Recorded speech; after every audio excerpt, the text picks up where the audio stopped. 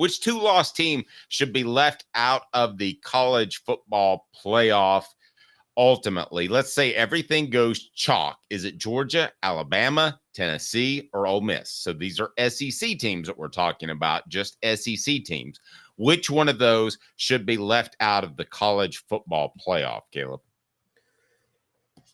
Of those four teams, I don't do what the playoff committee does. I'm not a watch the games and use the eye test. I'm look at the resume. And if you look at the resume, it very clearly should be Ole Miss. Ole Miss should very obviously be left out of the college football playoff. They are playing much better in November compared to other teams. So if you went that by sounds like an eye test thing to me, or are you talking about the Georgia win? No, I'm talking about, yeah, that's what I'm saying. If you're going to go on the eye test, I think Ole Miss has a case over Tennessee. I don't believe in the eye test, though, because I think the eye test is way too subjective, just way too subjective. And I've never liked the concept of the eye test. So because I don't like the concept of the eye test, I am a guy that says you got to look at the overall body of work. And the overall body of work says, yes, Ole Miss beat Georgia.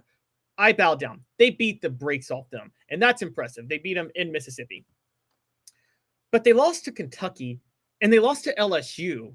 And those are bad losses, guys. Those aren't just like, this isn't like, okay, LSU on the road is one thing. But if that's your better loss, if that's your best loss, when LSU is now 6-4, compared to Kentucky, that's far and away the worst loss of any two-loss team that we're talking about, Dave. And Ole Miss has only played one premier team. Alabama's had to play Georgia and Tennessee. Georgia's had to play Tennessee and Alabama and Ole Miss and Clemson, by the way. Tennessee's had to play Georgia and Alabama. Ole Miss has had to play Georgia.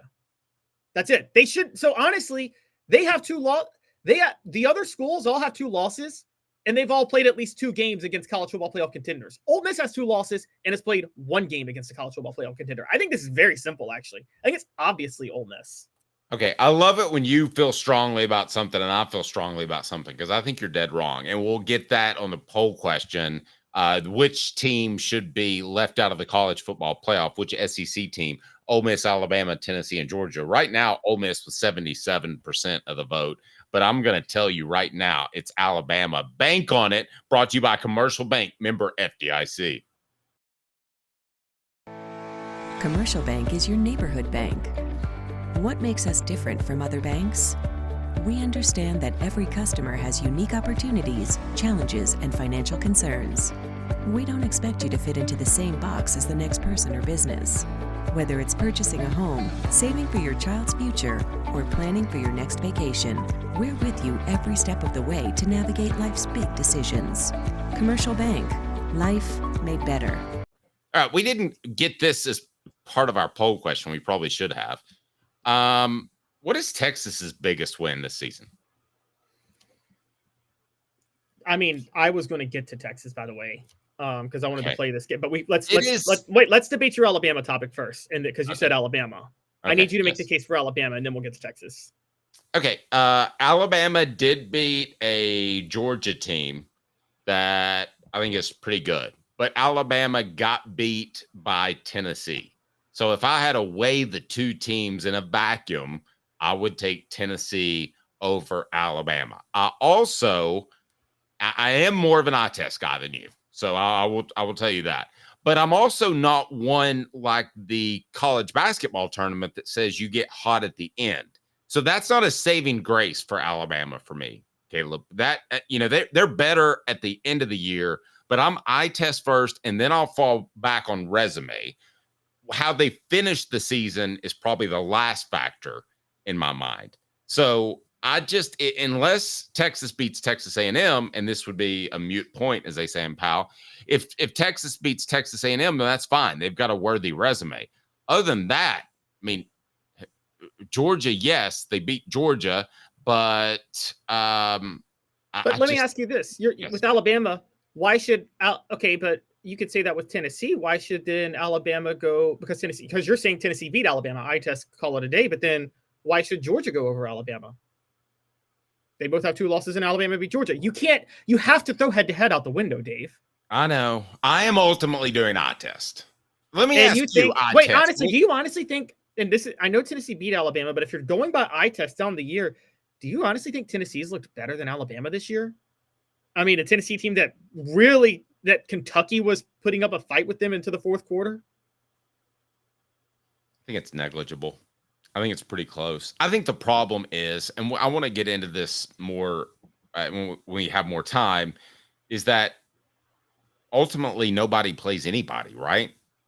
No, I mean, I'm going to write out and I'm saving this for the end of the year, guys, but I'll tease it. I talked to Dave this morning, but the college football season has been objectively worse this year. And it's not, I actually won't blame the 12-team playoff, Dave. Even though I've been anti that, I'm blaming mega conferences. Mega conferences have destroyed everything we love about college football. And they've been an unmitigated disaster, honestly. So congratulations, Greg Sankey and Tony Petitti. You really did a great job screwing up the leagues. I'm curious on our message board. Would you rather your team play a tough non-conference schedule and go 10-2 than go 12-0 and play the likes of Kent State, play the likes of, throw out there whoever you want. It's not just Tennessee. I mean, if you look at who Texas has played, it's practically nobody. Well, let's get to Texas. Yeah, you look at all non-conference schedules. What would you rather your team do? Well, here's where I would rather go 12-0 and play patsies at this point, because I know being in the SEC, the college football playoff is just going to ignore that. Although, well, I don't know yet. Here's why I don't know. I want to see what the college football playoff does with Indiana, because they're in one of the premier conferences. I have to see what they do with Indiana. Let's break down Texas, because here's where this could get really confusing, Dave. And are you ready? Are you ready for utter chaos and disaster to strike? And it could really strike Tennessee. I'm like the Joker, let it burn. Okay. Texas could very well lose to Texas A&M in 2 weeks. You and I both agree on that, right? Yes. I did not mention Texas A&M or Texas in the 2-loss teams in this list. And the reason is Texas has 1 loss. This is assuming they're already in. Texas A&M has 2 losses. This is assuming they lose to Texas, so they'll get 3. If Texas A&M beats Texas, you have a cluster of 6 2-loss regular season SEC teams. And there are, at that point, 4 spots available for 6 teams. Then it becomes which 2 should get left out. I think clear as day, Dave, and I think you're right. I don't even think it's a question Texas should be left out. I think they are 100% out if they lose to Texas A&M. They have not beaten. Their best win is Vanderbilt. Okay. So do we want to get into the politics of why they want Texas to be in this thing? Oh, they're going to put Texas in. Did you see that stupid fight that was in the middle of Texas on Friday? I mean, there's a lot of money to be had in Texas. Why do you think Greg Sankey gave Texas the easiest possible schedule their first year in the SEC? You think why do you think he gave them SEC media days?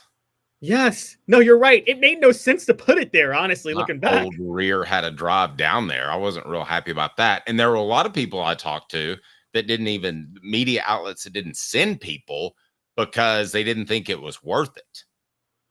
And I had one SEC official. I'm not going to say who it was, but I had one SEC official. I just said, how did things go in Dallas? And he said, it doesn't matter because ultimately everybody just sells sponsorships for this and they make more money. So they'll just charge more and we'll charge more. And that's how far they've been over backwards to have it in Dallas. So I think there'll be some blowback from that. I think it's going to be Atlanta or Nashville or perhaps Birmingham one day again. But no, you're right. They set the table for Texas. There's no question about it. Yeah, no, they did. They and by the way, if Greg Sankey set the schedule for Texas to have an easy schedule, you don't think he has an ear in the college football playoff committee, and they're going to set the schedule for Texas to automatically get in if they can? There is guys, I'll just say it to you. There's a rig job in favor of Texas. More than any other team in college football this year, there is a rig job in favor of Texas. And it's so clear as day. Because if Texas loses to Texas A&M next week, and they still put Texas in, that will prove it. That would be a disastrous decision. I will also throw in this. Here's what I would do. If those 6 teams are all 10-2, I'm kicking out Texas and Ole Miss. Those are the 2 clear-cut teams that should be knocked out. The other 4 should be in. Some people may make the case against Texas A&M. You want to know the problem? You want to know one issue, Dave, that could arise if you put Texas A&M in the playoff? Lay it on me.